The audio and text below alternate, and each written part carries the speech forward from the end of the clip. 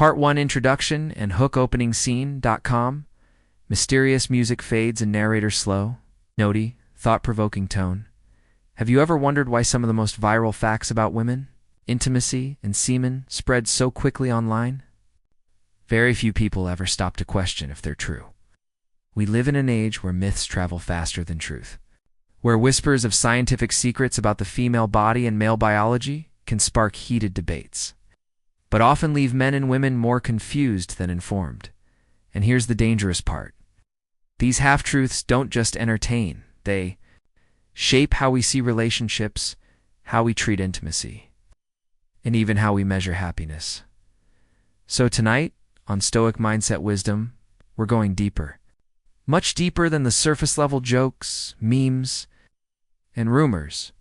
We're going to separate myth from science, psychology from illusion, and behavior from belief. Because the question is not just, does semen have hidden psychological effects on women? But rather, why do we keep believing it does? And what does that belief reveal about human behavior, intimacy, and the way we connect? And if the truth is far less magical than the myth, then why does the myth refuse to die? Stay with me, because what you'll hear in the next few minutes may challenge not only what you've been told about biology, but also what you believe about relationships, love, and the silent battles of the human mind. Pause. Music shifts darker, suspenseful. Let's begin with the first and, perhaps most misunderstood myth. Part 2, Section 1, Soft Background. Tone, factual, yet mysterious narrator. When most people hear the word semen, their mind immediately jumps to reproduction. A simple biological function.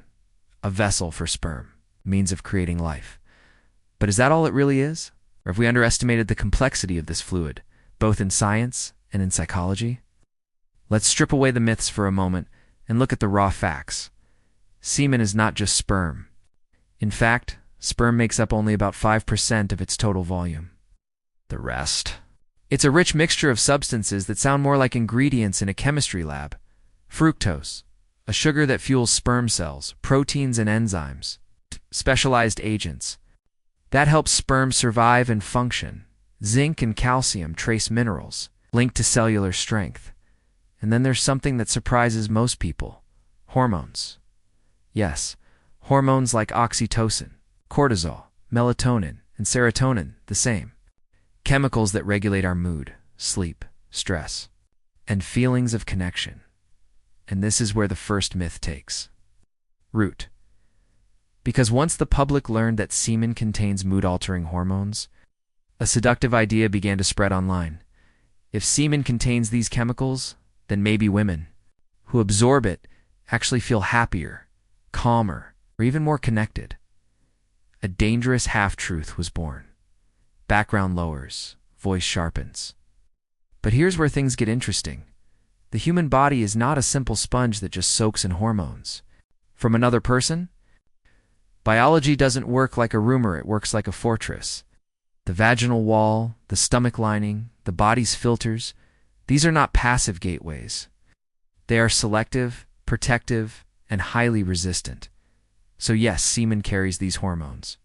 But the leap from presence to psychological influence is far from proven. And yet, the belief continues to circulate, spreading faster than the science itself. Why? Because it appeals to something deeper than biology, something about control, intimacy, and hidden influence. For men, the myth implies power, that their biology alone can alter a woman's state of mind. For women, the myth sparks suspicion. Are my moods, my thoughts, my emotions secretly influenced by him? And in that tension lies the real story. Because while science tries to measure chemical absorption, psychology has to answer a far bigger question.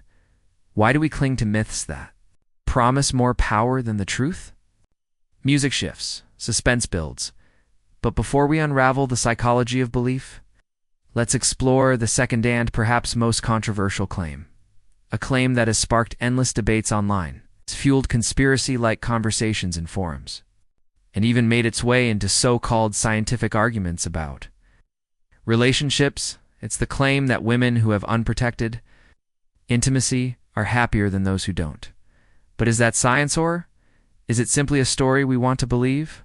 Part 3, Section 2, Music, Steady, Investigative, with a hint of unease. Narrator: if there is one idea that has refused to die in online conversations, it's this. Women who have unprotected intimacy are happier, less depressed, and more emotionally stable than those who don't. It sounds scientific, it sounds bold, and for many men online, it sounds empowering. But where did this idea actually come from? The roots of this claim trace back to a controversial study published in the early 2000s in the Journal Archives of Sexual Behavior. The researchers compared women who reported having intimacy with condoms versus women who did not. Their conclusion: the group that had condom-free intimacy showed fewer signs of depression, a striking finding, one that spread like wildfire. But here's the dangerous part: the leap from reported fewer symptoms to semen makes women happy is not just science, storytelling, because correlation is not causation.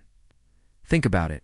Could it be that women in closer, more trusting relationships were simply less likely to use condoms?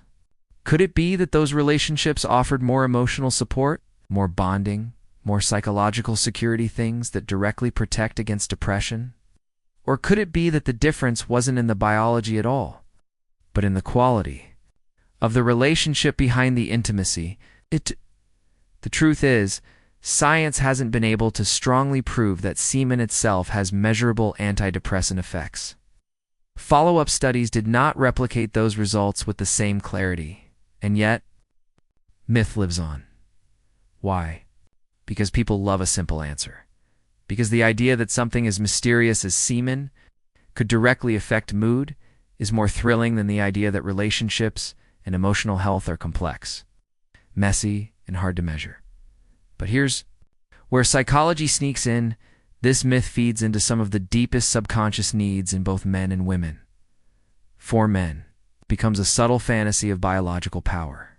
The thought that, beyond emotional connection, their very body carries something that can change her mood, her happiness, even her mental state.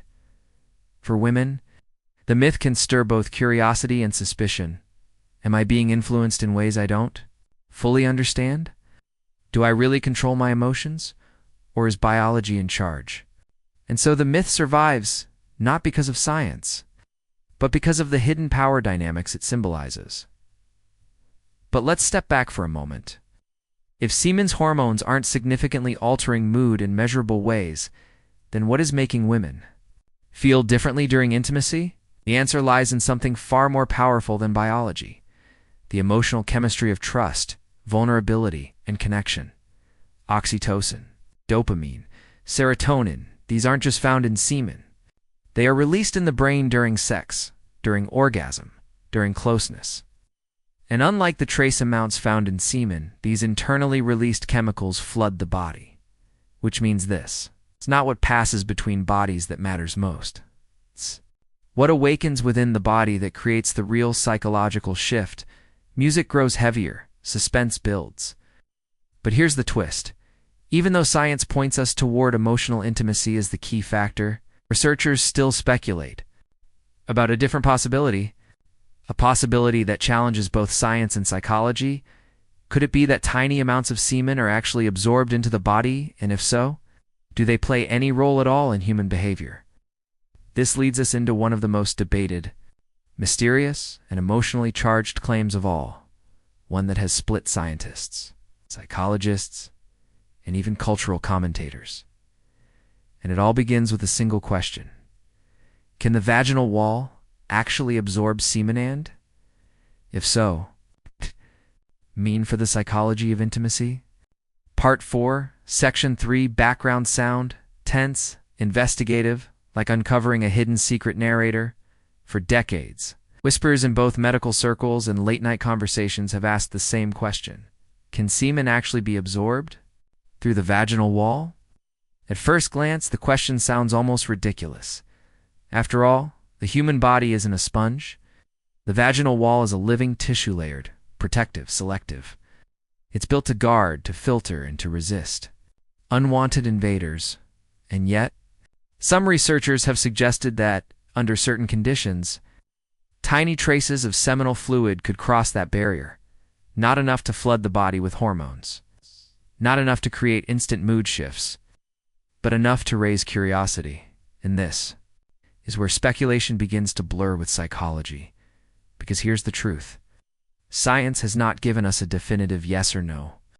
Some studies suggest the possibility of minimal absorption, while others argue that the body's protective design makes it negligible at best. But here's the real twist. Even the idea that semen could be absorbed has created a ripple effect. Across human behavior, cultural beliefs, relationship dynamics, think about it. If people believe semen can be absorbed, start to imagine all sorts of consequences.